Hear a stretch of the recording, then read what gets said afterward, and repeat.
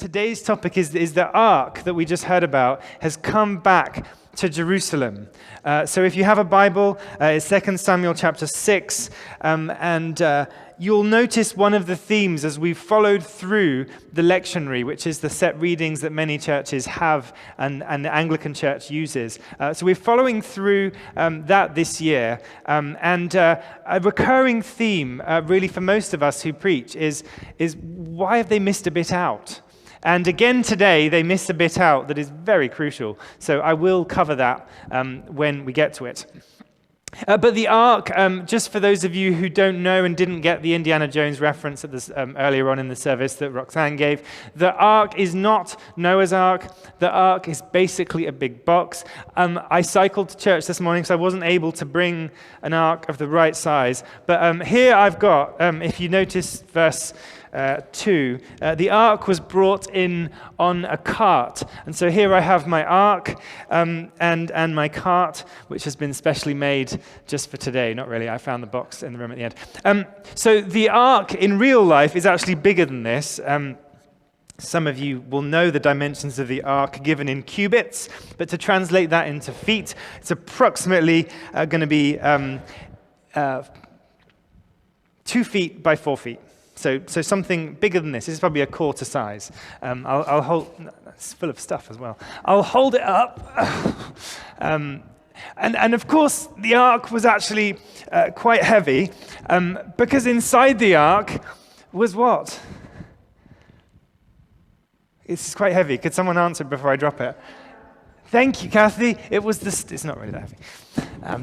It was the stone tablets that were given to Moses on Mount Sinai. Do you remember Moses went up to Mount Sinai? He was there for 40 days, and he got the commandments, the 10 commandments, on 2 tablets of stone, and he put them into a box, which was called the Ark of the Covenant. So this was a significant piece of the story we see through the Old Testament. The Ark in real life was not made of corrugated cardboard. The Ark was made of, I think it says, acacia wood, and it's coated in gold, so it really is quite fancy and quite special. And where the Ark is in the story that we pick up, the Ark is not here. Last week, you remember I talked about David going to Jerusalem as he's anointed king over Israel. So he's in Jerusalem, and now he decides, in all his kingship and all his majesty, he's going to go and get the Ark, which had been taken by the Philistines for a season. They didn't like it because they recognized that there was some mysterious power it had. We know it didn't have mysterious power. It was that it represented this covenant between God and God's people. And so the power was not in the Ark itself. The power was in the fact this was God at work, and a representation. So anywhere they would go when they went out to battle, they'd take the Ark 800 meters in front of them. That would kind of go and prepare the way. They'd have a tent or a tabernacle, and they'd put the Ark in it. And so it would kind of go around with them. But now, the Ark, a bit like that forgotten piece of Renaissance painting, was sitting in somebody's private house. They were looking after it very well, but it wasn't there with the people. In Saul's time, that's where it was for, we read, about 20 years. And so, David goes, why don't we go and get this thing and bring it back? Now we have a city to be in, Jerusalem. Let's bring the Ark back to Jerusalem. So off they go, 30,000 of them, it says. We don't know if that was a literal 30,000 or just often when something is a certain number like this, it just means a lot of people. So they go off, they come back with the Ark. And as you can see, they had the Ark on a cart. And the Ark wasn't meant to be carried on a cart. Now, if I'd made a model of an Ark, I would have actually got 2 long poles, because the Ark was, if you can imagine, the Ark would be, there is stuff in this, but I'm just going to balance it there.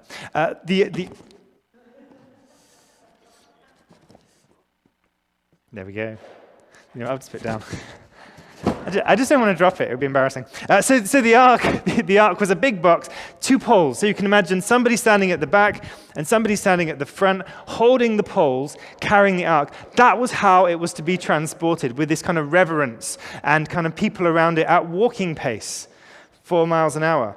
Not on a cart. that had been made for the occasion. So it's kind of like what's happening is David's going to get the ark, but he's not planning on transporting it with the reverence it's supposed to be transported with. But anyway, here he comes. He's got the ark. They're on the way in, and a bit like something that's going to happen a few hours from now in either London or Rome. Any bets on London? Some of you don't know what I'm talking about. There's a big soccer match today called the Euro 2020 final. It's happening a year late. England are versing Italy, and someone's going to win a cup. And there's probably going to be some kind of a parade in one of those capital cities. As it would be like if the Stanley Cup was won by the Vancouver Canucks. I don't think that ever happens. Is that right? It hasn't, no. I don't know much about hockey, but one thing I know, it's like a boss I used to work for. I never knew how Derby County soccer team were playing. But I would just say on Monday morning, who did Derby lose to this weekend? And he would just get really annoyed because he knew I hadn't got a clue, but they had lost to somebody. Anyway, maybe they're playing better now. I digress. What was the point I was saying? Where am I? So parading in with the ark, and there would have been an excitement, and that's what happens, when someone wins a cup. That was the link. Okay, so they're parading in, and there's music, and there's dancing, and there's singing, and Andrew read this list of 9 or 10 different instruments that were there. Some of them we recognize, some are really hard to translate. We don't know what they were. Stringed instruments, things you bang, things you blow through like trumpets, loads of noise. Here it comes. And then we get to the bit that the lectionary editors cut out. What happens there? They've brought the ark in. They're doing all this celebrating. When they came to the threshing floor of Nacon, Uzzah reached out and took hold of the ark of God because the oxen stumbled. The Lord's anger burned against Uzzah because of his irreverent act, and God struck him down, and he died there beside the ark of God. Then David was angry and because of the Lord's wrath that had broken out against Uzzah, and to this day that place is called Perez Uzzah. David was afraid of the Lord. Well, you would be, wouldn't you? At that moment, you would be afraid of the Lord. Someone is coming in, you're dancing, you're celebrating that the ark is returning, and somebody is struck down dead next to it. How can the ark of the Lord ever come to me, says David. He was not willing to take the ark of the Lord to be with him in the city. So instead he took it to another house, put it in someone's house, and he went there for 3 months. That's the short version of the next few verses. And then after the 3 months, King David was told, because the Lord blessed that household, okay, now you can have the ark again. The Lord has blessed the household of Obed-Edom and everything he has because of the ark of God. So he saw again that the ark was a place of blessing when it was held in reverence. So David went to bring the ark up of God from the house of Obed-Edom to the city of David with rejoicing. So we're coming in again, and we're rejoicing, carrying the ark. But this time, it says David was wearing a different item of clothing. He was wearing a linen ephod. A linen ephod, that was a gown that a priest would have worn. So the first time he came in, he's wearing his robes as the king. They're bringing it in on a cart. They're rejoicing and celebrating in the strength of the kingdom in their own strength. And the second time, after seeing how irreverent that was, and how that upset God.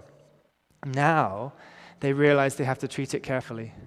And so they bring it in, carrying it as they're meant to, holding the poles and carrying it in, doing the sacrifices they were meant to be doing. And instead of wearing the kingly robes and the crown, David is wearing priestly robes.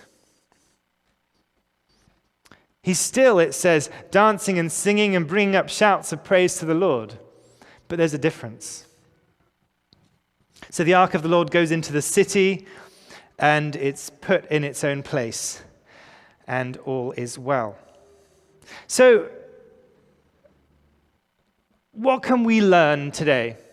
I think the big thing that we have to learn is noticing there is not an awful lot of difference between the two halves of the story. They're really similar. But yet there's a world of difference because it's about where do you put, what are your priorities? The first time, they were bringing in God's ark, this symbol of a covenant between God and his people. But they were doing it in their own strength. The second time, they were bringing it in and putting God first, treating God how he wanted to be treated, in other words. You know, it's very easy for us as people, isn't it, to, especially, I find this really hard because I'm an ideas person. I love to run away with an idea. Some of you who've known me for a while will know this. And it's very easy, isn't it, to, if you think like that, here's what I'm going to go and do. And you run away with the idea and then you stop and go, I should pray about this. God, here's what I'm doing. Can you bless it, please? And so often, that's what we can do. We decide everything and we ask God to be with us on the journey. That's what they were doing in the first half of this story. And in the second half of the story, after realizing the reverence they had to hold God in, he realized he got it the wrong way around. We have to stop and listen to what God is saying. So as we seek to discern things in our lives, as we try and work out what we might want to do for our career, where we want to find a house, or what we might be doing next in our lives, we have to put God first and listen to what God might say to us. Now, that doesn't necessarily mean we sit there for ages doing nothing while we're waiting for God to speak. We can be proactive. But it means we just have to be careful that we get the balance right. It's the same as we know from the Lord's Prayer that we get to call God Father, our Father in heaven. It's a privilege to be able to call the God, creator of everything, our Father. And it rolls off the tongue for us because especially if you're in an Anglican tradition, you've learned our Father in heaven, probably in many different versions. Our Father in heaven, we can just say it like that. But actually, God is also Almighty God, everlasting God, Creator God. And yet, we get to call God our Father. So somehow we have to hold in tension these two things, the reverence and respect and awe and wonder that God deserves, and also the fact that we have the privilege of being able to call God our dad, our daddy, Abba, Father. We have those two things. We see time and again as we look at the story of David, the times when he gets it wrong. And you know, what do people say? It's always better to learn from someone else's mistakes than to have to make the mistake and learn yourself. So that's one of the joys as we go through the Old Testament and we see what happened. And we've got more mistakes David's going to make in the time that comes up. But time and again, he comes back to God. And so that's what we do too. When we go our own way and then we come back, we confess. We say, God, I'm sorry. And we come back to him. Now, of course, God is not in the ark. The significance of the ark was because of what it represented, in the same way that the flag of a country is significant because of what it represents. But it is not the actual country. God was not in the ark. The ark itself was not powerful as the Philistines had thought. But what's important is noticing the relationship that God had with his people. For us, it's not about a box or wearing a cross or having a special Bible. For us, it's about the relationship that we have with Jesus Christ. That through Jesus' death on the cross, we are made right with God. That's why we get to call him Father. That's why we get to call Jesus our brother and our friend.